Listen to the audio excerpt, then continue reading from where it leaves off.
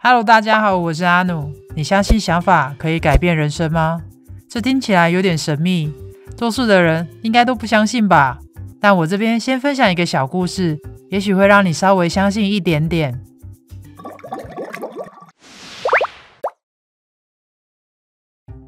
跟多数的人一样，阿努也曾经是个小孩，但有一点可能跟大家比较不一样的是，我从小到大都被贴着一个标签。这个标签嘛，好听一点的说法是有坚定的意志力，难听一点的就是固执的小屁孩。然后呢，我也不负众望，很有意志力的执行了一段延续将近10几年的叛逆期。在那段时间里，我从一个 Junior 89长成 Senior 89。想当然，这么有意志力的我，也是坚定的贯彻了我的人生核心思想，像是为什么我不是郭台铭的小孩啊？这世界真是对我太不公平了啊！或是遇到挫折就开始觉得都是 Day 的错啊，不然就是我就烂啊之类的。但是呢，有一天不知道是不是感受到了什么神秘力量，身为 Senior 89的阿努突然决定改变想法，停止抱怨。我猜大概就跟祖先突然决定站起来一样吧。然后呢，接下来的几年，神奇的事情发生了，我的人生开始越来越顺遂，以前想都不敢想的生活也都开始慢慢实现了。当然我还是我爸的小孩啦，没有变成郭台铭的小孩。想要得到这种改变，应该只能重新投胎或是灵魂转移之类的。如果你们有相关无痛的好方法，也可以留言分享给我哦。总之，这个大转变让认识我很久的朋友们都很吃惊，超多人问我到底是怎么改变的，但嘴拙如我都只能说出就改变想法呀。一直到最近看了史蒂芬·科维的《与成功有约：高效人士的7个习惯》，才发现原来我会通灵啊，让我翻转人生几个很重要的面向，跟作者分享的方式有很多相似的地方耶。而且更棒的是，他还提供了系统化的做法。所以今天想跟大家分享一下这个翻转人生的密码。那就先介绍一下关于这本书。7个习惯是一本由史蒂芬·科维在1989年出版的畅销书，到目前为止全世界已经卖超过2500万本了，很多人都把它称为改变人生的经典。作者认为，在1战之后，因为整个世界转得更快了，人对成功的想象开始改变，这就造成很多成功学的书从原本的培养品德慢慢转变成强调个人魅力。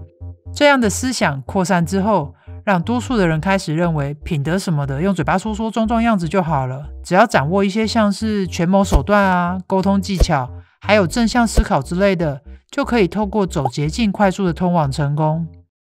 我想可能也是因为这种投机取巧的思想深深的植入了大家的脑中，才造成现在社会上越来越多人喜欢用物质表象来评断眼前这个人到底是 winner 还是 loser。 这大概也是为什么很多人的办公室里天天都在上演宫廷剧的原因吧。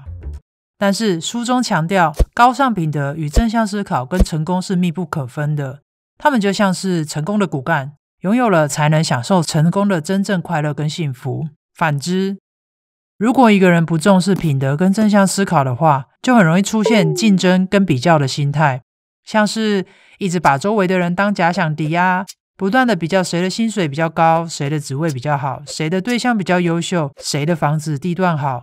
比较不健康的话，可能还会觉得其他人的失败就是他的成功。总之，科维提倡我们要培养自身高尚的品德跟正向思考，并且把7个习惯分成3个阶段、2大区块，用科维家丰富的教育训练准则，在这本书上手把手带着大家迈向成功人生。那么到底是哪7个习惯可以改变人生呢？第一个习惯，主动积极。身为社交动物的我们，很容易怕被讨厌，所以常常不自觉的就把专注力放在那些像是攻击性的字眼啊，或是比较不好的事情上。例如，就算你知道有100个人喜欢你，但你的好心情偏偏就是会被那些少数讨厌你的人影响。所以在第一个习惯里的核心观念是让自己成为一个转型人，意思就是不要把自己当成受害者，不要被过去、环境或是其他的各种影人影响，创造命运不等命运降临，不要说消极的话，主动积极的专注在自己能改变的事情上。你可能会觉得作者站着说话不腰疼，但其实我们还是可以从小事情开始做起。举例来说， Junior 89阿努在公司上班的时候，常常遇到AI同事很喜欢把事情推给我做，年轻气盛的我就常常直接呛爆那些人，接着回家疯狂抱怨，然后离职。老实说，当下真的很爽啦，但是后来无论到了哪里都会遇到这种人，所以我后来就决定改变做法。每次遇到这种人，我就先想我在这件事情可以学到哪些经验，然后把事情做完。这样一来，我的好心情就不会被这些人影响，也间接提升了自己的工作能力。不过在书中，柯维把这个概念完全提升了一个层次。他的概念是，当你遇到刺激的时候，如果任凭外在的影响来控制你的回应，那就是被动回应。但作为一个主动积极的人，我们应该要先按个暂停钮，让自己的情绪过去之后，再根据自己的原则跟想要的结果去回应。幸福跟成功的关键就是利用刺激与回应之间的空档，别让情绪影响自己做出冲动的决定。当然，柯维也不是一直叫你当个烂好人，他在书中也有提到，如果有一个人真的一而再再而三的这样霸凌你，或是你跟他之间完全没有共识，你还是可以主动积极的离开那个人，跟他好聚好散。所以简单来说，第一个习惯的重点在于你如何成熟的面对困境、痛苦、刺激，缩小你的关注圈，忽略杂音，不要浪费时间去辩解，专注在自身，找到你的内在安全感，并且保持正向思考，去改变你能影响的事情。记得，在这个世界上，唯一能改变你人生的只有你自己。第二个习惯，以终为始。第二个习惯的核心观念是，透过重新思考与人之间的关系，去想想看哪些是你重视的人事物，然后在这些关系中，你扮演着什么样的角色。接着你就可以事先定义好各方面的人生价值、使命还有愿景，像是个人、家庭、事业、友谊，尽可能的在角色之间保持平衡，并且在每一次行动前先决定结果，再一步一步的实现成功的人生。这样讲可能还是有一点抽象，找到愿景的方式还是有点模糊吧。那我们来练习一下，发挥你的想象力，把时间快转到未来。你的告别式里，你会希望有哪些人来参加呢？是正面、友善、热情、积极的亲朋好友，还是那些会在你葬礼上抱怨、八卦、互相比较的人？接下来，你希望他们用怎样的悼词来形容你的一生？是他长得很帅、很漂亮，他有好几台跑车，超帅的，他拥有全世界的房子，超有钱的，或是比较有意义一点的，他留下的想法、知识、贡献，深深的影响了我们这一代的人。这样，你的人生愿景有稍微清晰一点了吗？在生命结束的那天，你想要哪些结果？想要跟哪些人有紧密的关系？哪些人事物是你一直想要维系的呢？第三个习惯，要事第一。你会不会常常觉得时间不够用？放假不管几天，不知道为什么常常一个瞬间又到了上班日，或是你明明设定了很多很多的目标，结果却没有一个完成的。如果你有这些问题，在第三个习惯中可以学习到非常好的时间管理方式。柯维认为，社群跟即时通讯软体的兴起，让现代人常常看起来很忙，却好像什么事都没有完成。因为多数的人花太多的时间在无止境没主题的开会啊，有事没事回讯息啊，或是回 email 啊，不然就是参加一些可以让自己看起来很成功的活动。所以作者推荐了一个时间管理方法来解决这类的问题，让大家可以好好的排列一下事情的优先顺序，让你专注在那些对于迈向成功人生最有益处的事情上。每周只要花个半小时，规划一下那周要做的事，彻底执行。但过程中别忘了给自己一点弹性哦，不要把时间压得太紧，例如什么礼拜三下午3点运动1个小时之类的。毕竟人不是机器，只要记得规划好的事情在那周一定要做完就好了。慢慢来，每天进步一点，1年下来你就进步了365点哦。好，那接下来我就介绍一下具体到底应该要怎么做。首先介绍一下这个时间管理方法的分类方式。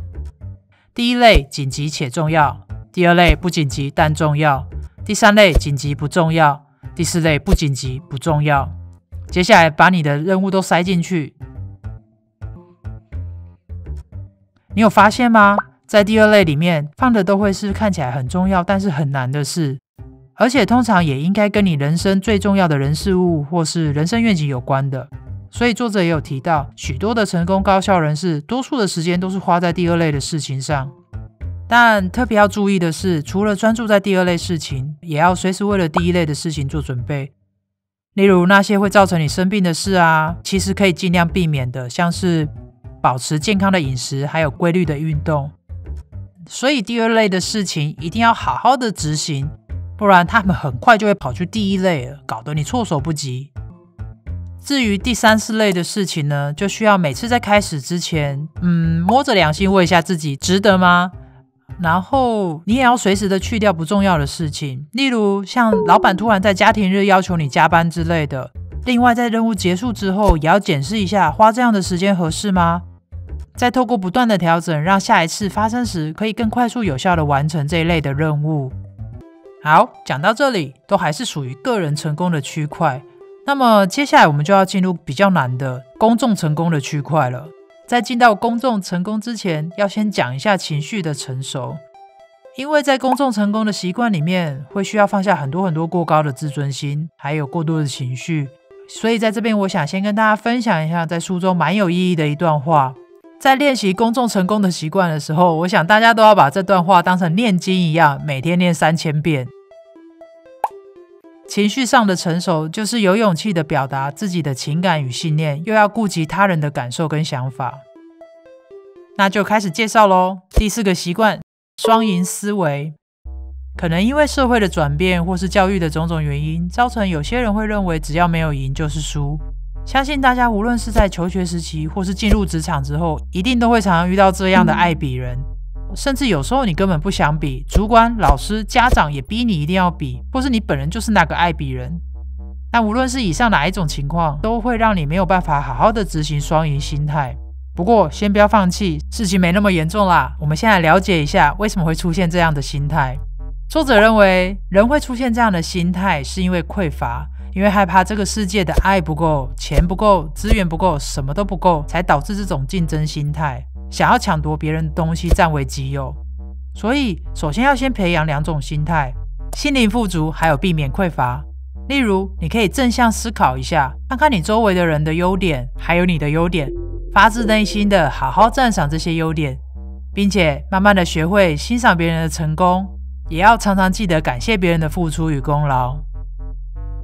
当你开始拥有这些富足心态之后，你才有办法开始跟别人一起进行所谓的双赢思维。例如在各种思想碰撞的时候，不是非得争个你死我活，思想碰撞的目的不是要你赢过对方，而是把想法叠加起来，找到更好的方式。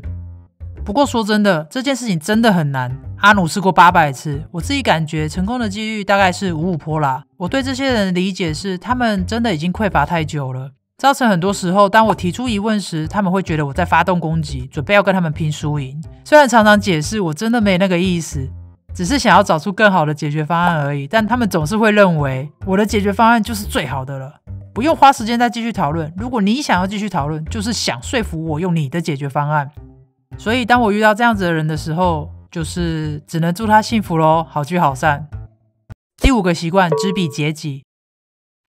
在网络时代，人们说话的方式开始有了各种管道，这造成很多人在沟通的时候，从本来的双向开始慢慢转为单向。不知道大家有没有遇过，有些人明明就坐在你旁边，但他却用文字讯息一直在跟你交代工作事项，或是你明明想跟这个人沟通，好好的表达想法，希望他理解你，但到最后你们却各讲各的，不欢而散。作者认为这种文字表达的沟通方式会造成很多资讯跟情绪上的落差，造成沟通很多障碍，彼此猜忌等等等。举个例子，有一天你超伤心的，想要发送一个简讯告诉你的亲朋好友他们让你有多难过。一开始也许你只是想要表达你的感受，但因为看不到他们的表情或是言语，你就越想越气，越想越气，接着你就越写越尖锐，从本来的表达伤心已经变成一首充满尖锐文字的长恨歌，接着你发送出去，然后你们全部的人就一起爆炸了。但是这样的结果真的是你想要的吗？还是有更好的方法呢？这里推荐书中提到了一个不错的解决方法，在沟通的过程中，尽量的跟人面对面的沟通，并且用同理心好好的专心听对方讲完，不做任何的评论，或是自以为是人家的老师，只做关心对方的反馈。例如你询问同事是否能协助你完成一个小事情，同事的态度很差，直接拒绝，你可以尝试询问他发生什么事了，有没有需要你帮忙的地方，而不是直接离开或是呛爆他，跟他说这样是不对的。等他愿意放下心防之后，你再好好的告诉他你刚才的感受。我知道听起来很难，我懂，而且作者也理解，他也说这真的很难。所以就像前面有稍微提到的，如果真的有一个人他不停的释放负能量影响你，甚至霸凌你，或是无法得到共识的时候，主动积极的好聚好散就是正确的选择。第6个习惯，统合重效。想象一下，你连续加班了3天，终于把报告赶完了，交出去之后，同事们跟老板在会议上开始对你指手画脚，大肆批评。这时候的你会怎么做呢？1. 把电脑砸在他们脸上。2. 直接甩门出气说老子不干了。3. 压抑着情绪，晚点再来寄辞职信。每个人都有情绪，这是人类与生俱来的礼物。也因为情绪让祖先们可以融入社会，增加生存的机会，所以才会让这超棒的社交技能一直保留到现代。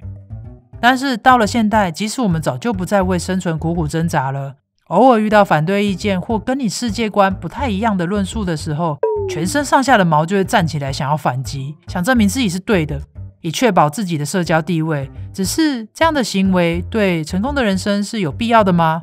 或是有没有更好的做法？我想是有的。作者在这个习惯里面提出，我们要重视所有的差异，在差异中学习。简单来说，就是不要一直待在同温层啦。所以具体要怎么做呢？一开始最重要的当然还是放下我们高傲的自尊心，不要觉得我们是全世界最厉害的人，其他人讲的都是大便。I'm king of the world. Sorry, nope. 好好练习完这一步之后，接下来就是好好的听别人的意见，理解他们，不要被情绪牵着走。这里真的很重要，因为一个人的思维是有限度的，不会有谁什么都知道，所以才要找人一起脑力激荡，善用彼此的长处。不过这边再重申一下，作者真的不是要你当个烂好人哦。仔细听完大家的意见之后，我们要开始重整，找到更好的解决方案。记住，不是你的解决方案，也不是某个人的解决方案，而是透过这些脑力激荡叠加起来之后，一起想出来的解决方案。第7个习惯，不断更新。终于到最后一个习惯了，我的想法跟作者一样，觉得持续的进步真的是很重要很重要的事。所以他认为人需要在生理、心理、灵性跟情感不断的自我成长。像是生理上你一定要好好的运动，心理上你可以培养一些业余爱好啊。那么灵性就是多接触大自然，或是当志工，甚至听音乐也可以。情感的话就是多留点时间给自己，不要受制于科技，多跟重要的人事物有一些正向的情感交流。透过这些不断的进步，你才能开始真正的享受所谓的成功又幸福快乐的人生。而且你们知道吗？作者真的超贯彻这些思想的耶，他一直到去世前，他还是不断的练习前面6个习惯，从来没有停止过。